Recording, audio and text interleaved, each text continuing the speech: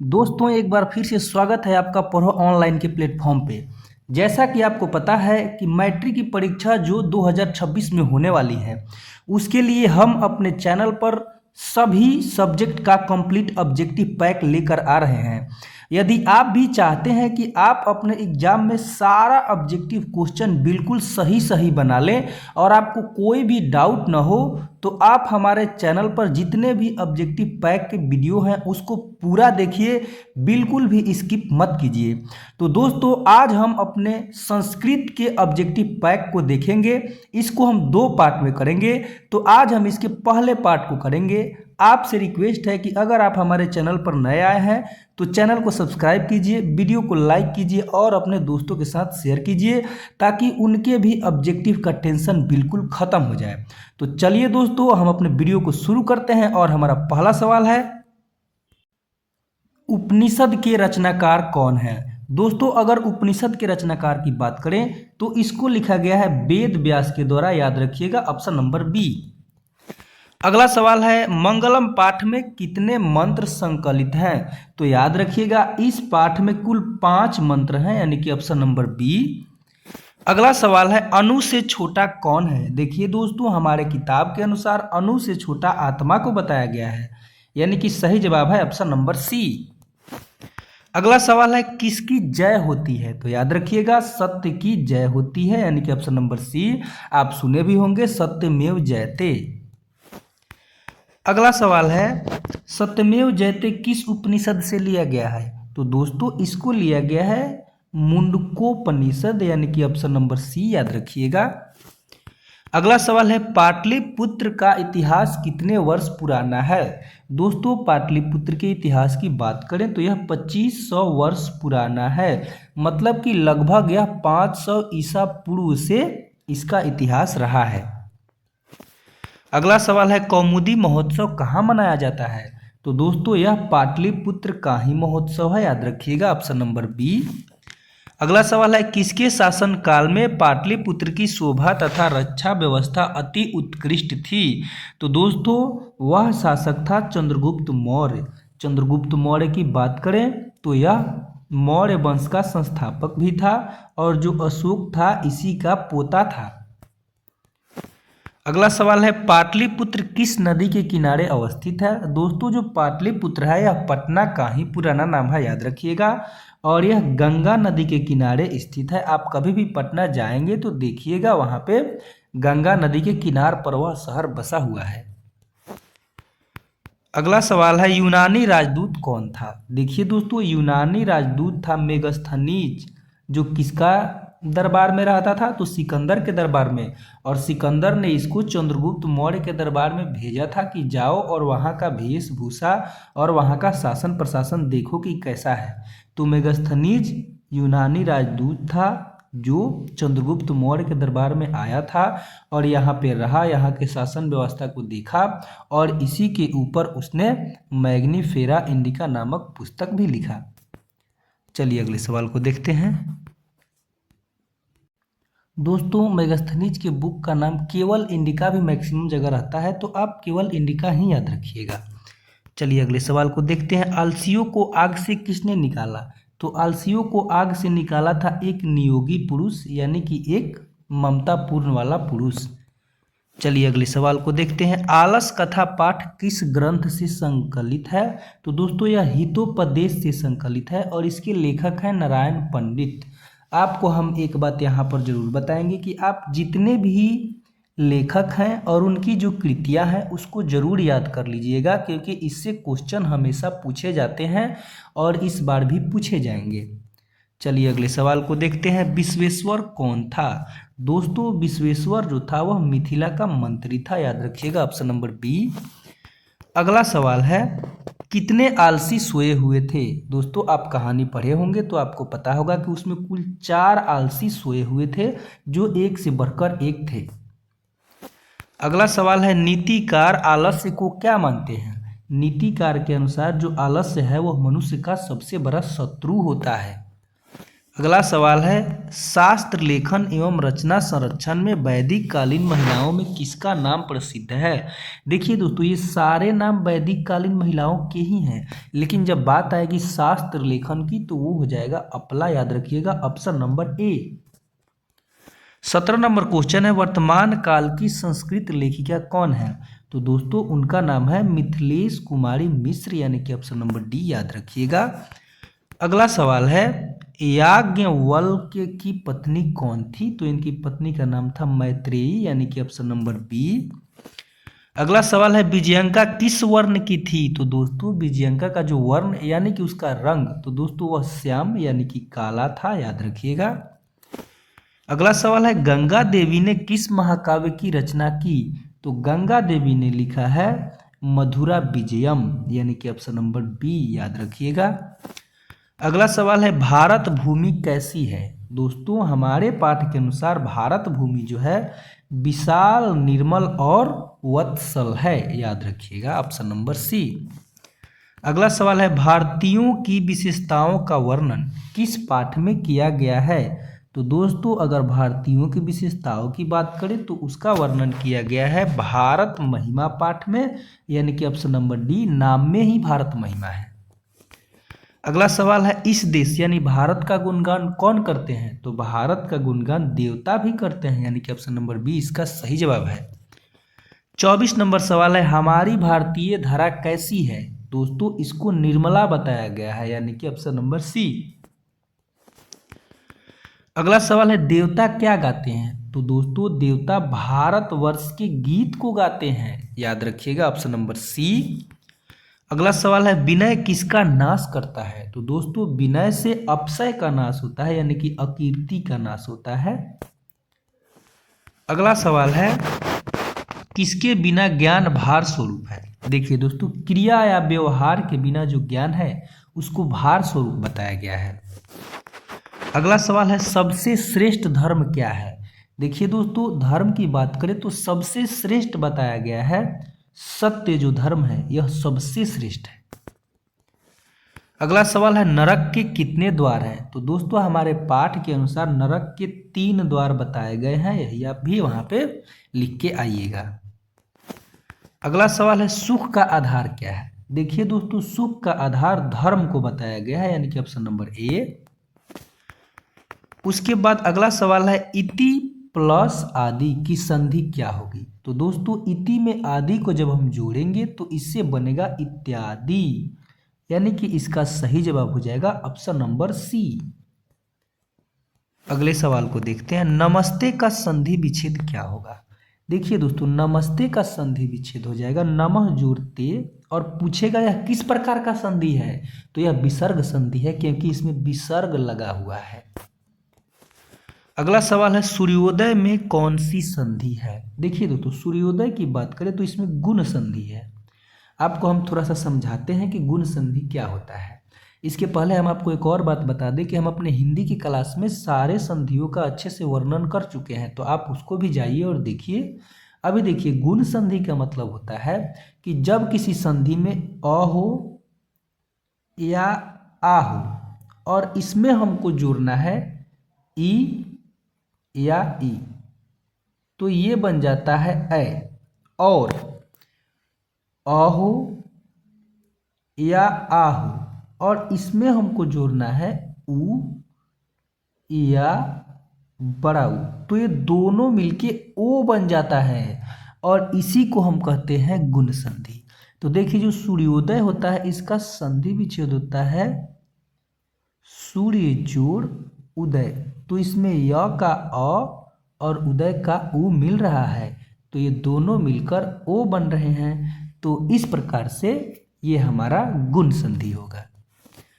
अगला सवाल है त प्लस त धन लकारः की संधि क्या होगी। तो दोस्तों इससे बनेगा तलकारः, यानी कि ऑप्शन नंबर ए। अगला सवाल है विद्याधन आलय की संधि क्या होगी। तो इसकी संधि होगी विद्यालय, यानी कि ऑप्शन नंबर ए इसका भी सही जवाब है। अगला सवाल है नील कमल में कौन सा समास है। देखिए दोस्तों नील कमल की बात करें तो इसमें कर्मधारय समास है, याद रखिएगा। इसका मतलब हुआ नीला है जो कमल, यानी कि जो कमल नीला है, यानी कि ऑप्शन नंबर बी होगा कर्मधारय समास।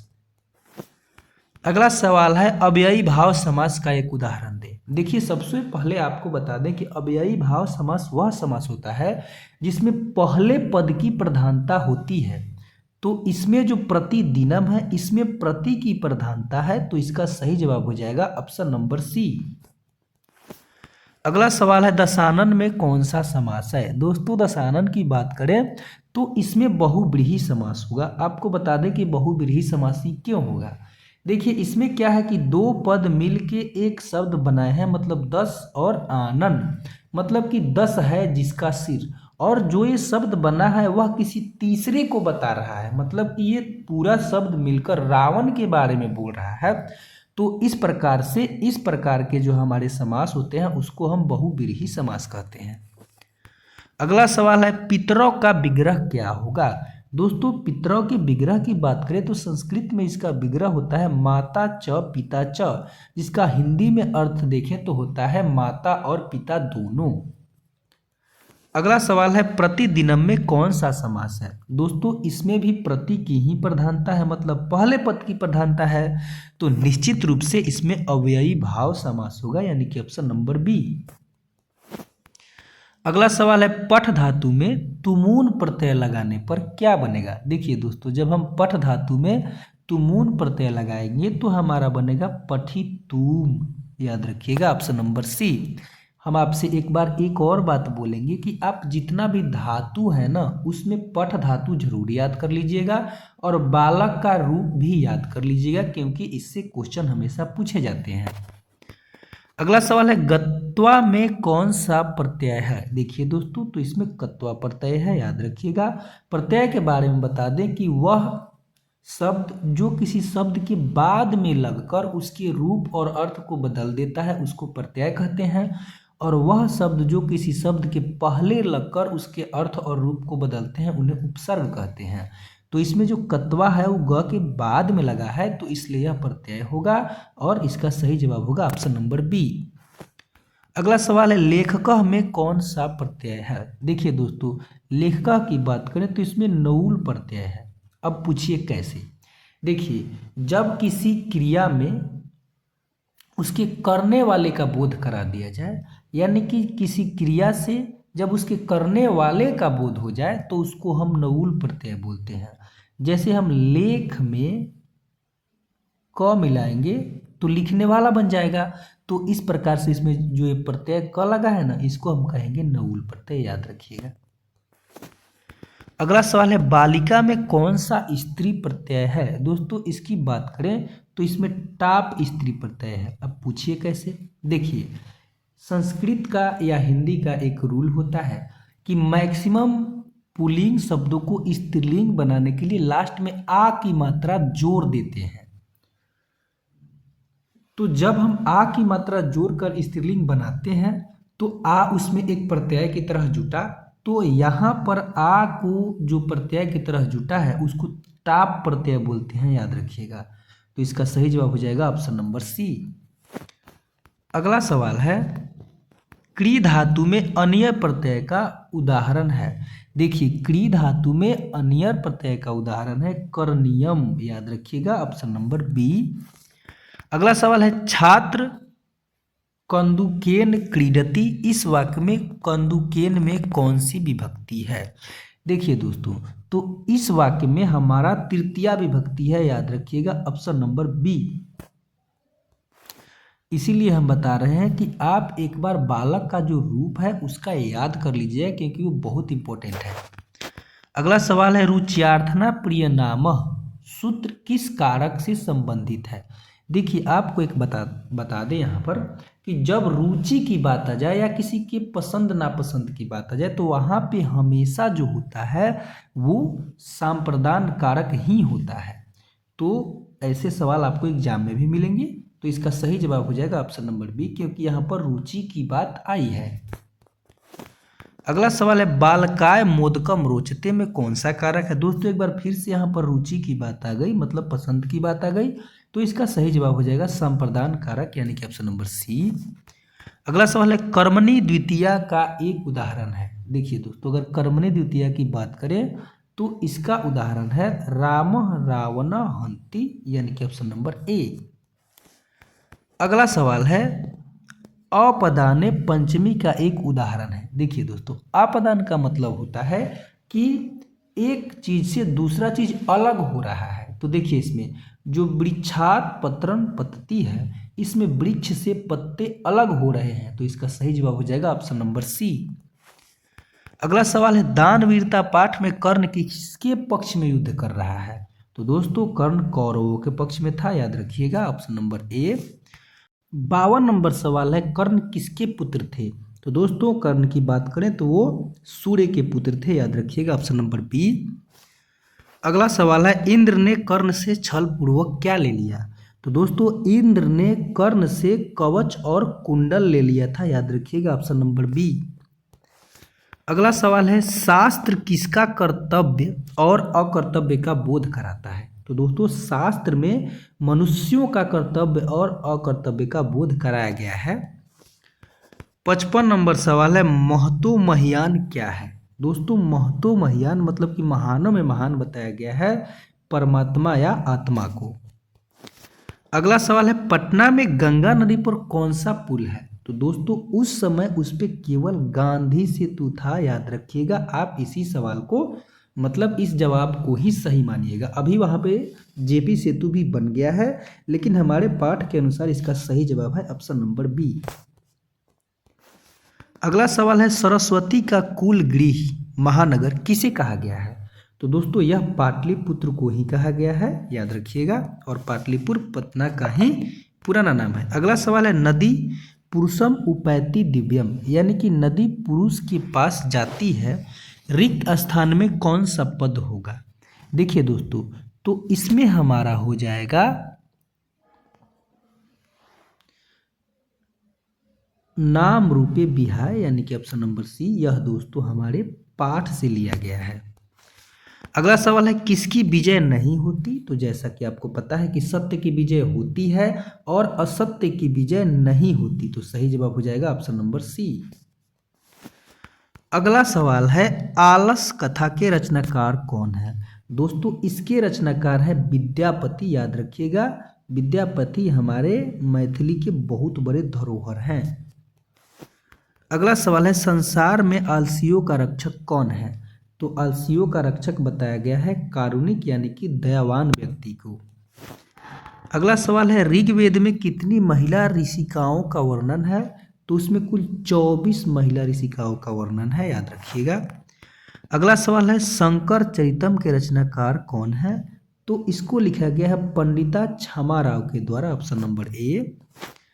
अगला सवाल है भारतीयों को किस देश पर गर्व है। तो दोस्तों भारतीयों को निश्चित रूप से भारत पर भी गर्व होगा, सही जवाब है ऑप्शन नंबर बी। अगले सवाल को देख लेते हैं भारत भूमि किससे सेवित है। दोस्तों भारत भूमि की बात करें तो इसको सागर पर्वत झरना नदियां मतलब कि सभी से सेवित बताया गया है, ऑप्शन नंबर डी। अगला सवाल है परम तृप्ति यानी कि सबसे बड़ी संतुष्टि किससे मिलती है। तो दोस्तों सबसे बड़ी संतुष्टि हमें विद्या से मिलती है, यानी कि ज्ञान से मिलती है। अगला सवाल है विनय नम्रता किसको मारता है।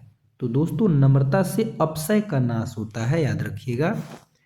अगला सवाल है राम प्रवेश राम को कहाँ से प्रोत्साहन मिला। तो दोस्तों उनको प्रोत्साहन मिला था अपने शिक्षक से, याद रखिएगा ऑप्शन नंबर सी। चलिए अगले सवाल को देख लेते हैं। राम प्रवेश राम ने स्नातक परीक्षा में कौन सा स्थान प्राप्त किया। तो याद रखिएगा ये प्रथम स्थान प्राप्त किए थे। अगला सवाल है स्वामी दयानंद सरस्वती के बचपन का नाम क्या था। दोस्तों उनके बचपन का नाम था मूल शंकर और इन्होंने आर्य समाज की स्थापना की थी 1875 ईस्वी में, याद रखिएगा।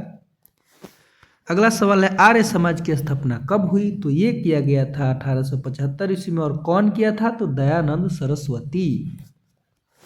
अगला सवाल है व्याघ्रपथी कथा यानी कि बाघ और राहगीर की कहानी किस ग्रंथ से संकलित है। तो दोस्तों उस ग्रंथ का नाम है हितोपदेश, याद रखिएगा। और इसके रचनाकार कौन है? तो नारायण पंडित। चलिए अगले सवाल को देखते हैं। बूढ़े बाघ के हाथ में क्या था? दोस्तों बूढ़े बाघ के हाथ में कूस या घास था। अगला सवाल है पथिक यानी कि राहगीर किसमें डूब गया? तो दोस्तों जो राहगीर था वह कीचड़ में डूब जाता है, याद रखिएगा। अगला सवाल है उपदेश का महत्व किस पाठ में दिखाया गया है? देखिए दोस्तों उपदेश का महत्व दिखाया गया है व्याघ्रपथी कथा में, याद रखिएगा, ऑप्शन नंबर सी। अगला सवाल है विसर्ग प्लस स्वर के मेल से कौन सी संधि होती है? तो दोस्तों इससे विसर्ग संधि होता है। देखिए विसर्ग प्लस स्वर हो या विसर्ग प्लस व्यंजन हो, जो संधि होगा अगर विसर्ग आ गया तो विसर्ग संधि ही होगा। अगला सवाल है देव प्लस इंद्र संधि क्या है? देखिए दोस्तों अब अगर इसकी संधि करेंगे तो हमें मिलेगा देवेंद्र, यानी कि ऑप्शन नंबर बी। अगला सवाल है नी प्लस रोग की संधि क्या होगी? तो दोस्तों इससे बनेगा निरोग, यानी कि ऑप्शन नंबर सी। अगला सवाल है अद्य एवं एव की संधि क्या होगी? तो दोस्तों इससे बनेगा अद्वैव, यानी कि ऑप्शन नंबर बी सही है। अगला सवाल है तव प्लस आकार की संधि क्या होगी? तो इससे बनेगा तवाकार, यानी कि ऑप्शन नंबर ए। अगला सवाल है समास का शाब्दिक अर्थ क्या होता है?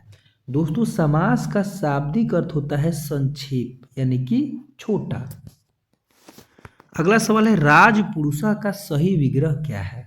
तो दोस्तों इसका सही विग्रह है राज्ञः पुरुषः, यानी कि ऑप्शन नंबर ए। अगला सवाल है राम लक्ष्मणों में कौन सा समास है? देखिए दोस्तों राम लक्ष्मणों में की बात करें तो इसमें राम और लक्ष्मण दोनों ही पद प्रमुख हैं, किसी को भी किसी से कम नहीं कहा जा सकता है। तो जिस शब्द में दोनों पद की प्रधानता होती है उसको हम द्वंद्व समास कहते हैं, यानी कि ऑप्शन नंबर सी। अगला सवाल है अहि नकुलम में कौन सा समास है? देखिए दोस्तों इसकी बात करें तो इसमें अहि की प्रधानता है, इसलिए इसमें अव्ययी भाव समास होगा। अगला सवाल है यथाशक्ति में कौन सा समास है? दोस्तों एक बार फिर से इसमें यथा की प्रधानता है, यानी कि पहले पद की प्रधानता है, इसलिए इसमें अव्ययी भाव समास होगा, याद रखिएगा। अगला सवाल है दा धातु में तुमून प्रत्यय लगाने पर क्या बनेगा? दोस्तों जब दा धातु में तुमून प्रत्यय लगाएंगे तो उसके बाद बनेगा दातुम, यानी कि ऑप्शन नंबर बी। अगला सवाल है नम धातु में कत्वा प्रत्यय लगाने पर क्या बनेगा? तो दोस्तों जब इसमें हम नम धातु में कत्वा प्रत्यय लगाएंगे तो हमारा बनेगा नत्वा, यानी कि ऑप्शन नंबर सी। अगला सवाल है गुरु शब्द के चतुर्थी विभक्ति एक वचन का रूप होगा। तो दोस्तों अगर चतुर्थी विभक्ति एक वचन की बात करें तो उसका हो जाएगा गुरुवे, याद रखिएगा, ऑप्शन नंबर सी। आप लोगों को बता दें कि आप गुरु, बालक और लता का जो रूप है उसको जरूर याद कर लीजिएगा। अगला सवाल है बालक शब्द का पंचमी विभक्ति बहुवचन का रूप क्या होगा? दोस्तों हम आपसे अभी बताए हैं कि बालक शब्द बहुत महत्वपूर्ण है। अगर इसके पंचमी विभक्ति बहुवचन की बात करें तो वह होता है बालकेभ्यः, याद रखिएगा, ऑप्शन नंबर बी। अगला सवाल है गम धातु का लट लकार उत्तम पुरुष एक वचन का रूप क्या होगा? तो दोस्तों वह हो जाएगा गच्छामि, यानी कि ऑप्शन नंबर सी। अगला सवाल है पस्य किस लकार का रूप है? देखिए पस्य की बात करें तो यह लोट लकार है, यानी कि ऑप्शन नंबर सी सही जवाब है। अगला सवाल है तेन में कौन सी विभक्ति है? दोस्तों अगर हम तेन की बात करें तो इसमें तृतीया विभक्ति होती है, याद रखिएगा, ऑप्शन नंबर सी। अगला सवाल है सह सर्वनाम शब्द का स्त्रीलिंग में प्रथम विभक्ति बहुवचन का रूप क्या है? देखिए दोस्तों तो इसका जो होगा वो होगा ता, यानी कि ऑप्शन नंबर ए। सा सर्वनाम शब्द का स्त्रीलिंग में प्रथम विभक्ति बहुवचन का रूप ता होता है। अगला सवाल है आपदान कारक में कौन सी विभक्ति है? दोस्तों आपदान कारक में पंचमी विभक्ति होती है, याद रखिएगा। आपको कारक के बारे में भी हम बताए हैं, तो आपदान जो होता है वो पंचमी विभक्ति है। अगला सवाल है नद्याः में कौन सी विभक्ति है। देखिए दोस्तों, नद्याः की बात करें तो इसमें पंचमी और षष्ठी दोनों विभक्ति है, ऑप्शन नंबर सी। अगला सवाल है अतः अव्यय का अर्थ क्या है। देखिए दोस्तों, अतः का मतलब होता है इसलिए, याद रखिएगा। आप सामान्य बोलचाल की भाषा में भी उपयोग करते हैं इन शब्दों का। अगला सवाल है सह के योग में कौन सी विभक्ति होती है। दोस्तों, सह के योग में होता है तृतीया विभक्ति, यानी कि ऑप्शन नंबर बी, याद रखिएगा। अगला सवाल है रुचि धातु के योग में कौन सी विभक्ति होती है। हम आपको बता दे रहे हैं कि रुचि धातु के योग में हमेशा चतुर्थी विभक्ति होती है, याद रखिएगा। सही जवाब हो जाएगा ऑप्शन नंबर डी। अगला सवाल है वित्रार्थना भय हेतु सूत्र किस कारक का है। देखिए दोस्तों, तो यह आपादान कारक का है, यानी कि ऑप्शन नंबर बी सही जवाब है। हम जितने भी क्वेश्चन को बता रहे हैं, जो भी समझा रहे हैं, आप लोग ध्यान से समझिए, क्योंकि इस पे ही क्वेश्चन पूछा जाएगा। अगला सवाल है यदा अव्यय का अर्थ क्या है। देखिए दोस्तों, आप अक्सर सुनते होंगे यदा कदा, मतलब जब तब। तो यदा का मतलब होता है जब, अगर कदा रहता तो उसका मतलब होता तब। तो दोस्तों, इस प्रकार से हमारा आज का यह सेशन समाप्त हुआ। हम आपको जल्द ही इसका दूसरा पार्ट भी दे देंगे। आप हमारे चैनल पर जितने भी ऑब्जेक्टिव का जो ऑब्जेक्टिव पैक आ रहा है उसको जरूर देखिए, क्योंकि आपके एग्जाम में हमारे ऑब्जेक्टिव पैक से ही क्वेश्चन आएगा। इसके लिए आप निश्चिंत रहिए। हमारे साथ लास्ट तक बने रहने के लिए बहुत बहुत धन्यवाद। आप हमारे चैनल को सब्सक्राइब कीजिए, वीडियो को लाइक और शेयर कीजिए।